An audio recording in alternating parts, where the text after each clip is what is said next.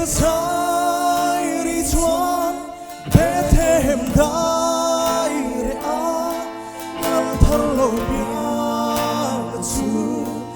An hong buang e Chu giang lo môi ri chu Đất tan lo na Bui su vi hun te an hel yama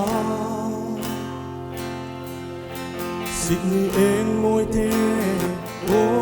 a hel chua ke Zan dai phim te le zan tiang si ar en ne Al pian lo ngồi ten a hel chua ke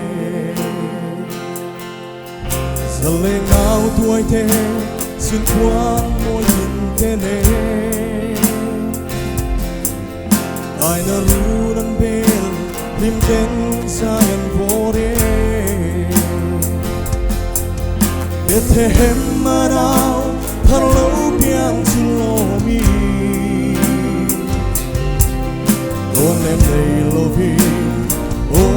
an her siame Ariang nghe địa run sang lâu lỡ y xoa và phao thấy lo về sao nan lần thế mây mô chỉ qua cả là gì ngã mô lo tu re ngã này lo về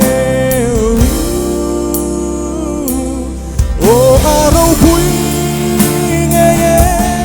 vang mi tiền quý sẽ chính biết tùy phở cho mình ăn thả lia mê và mi te sai đi chuan Bethlehem dai re a lâu thar lâu biang cái chú ăn rong quang nghe chỉ gian ngắm môi đi chú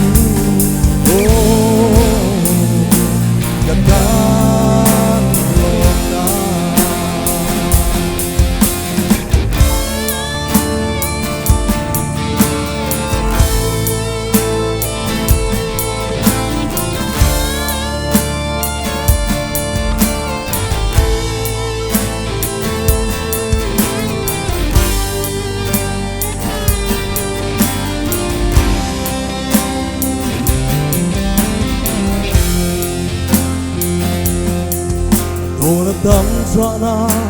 mai ăn ka phơ thấy lâu và lâu thiên lai na tiết doao tu re ngăn mô he hun tôi te hi am ten ni chen tam le tâm hia ri ring em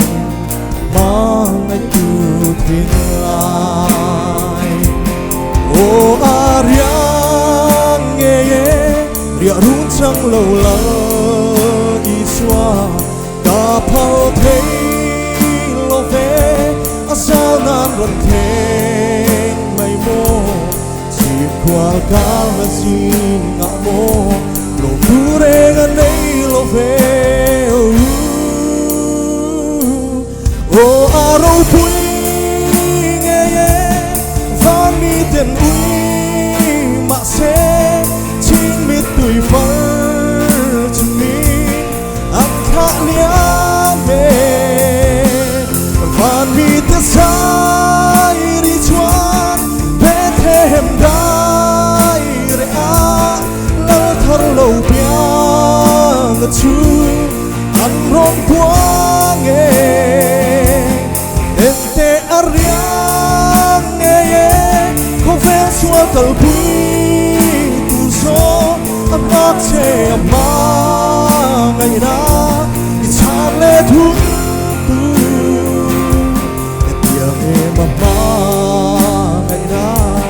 ô tiếng thơ âm mô chu gian lắm môi đi chú Katalong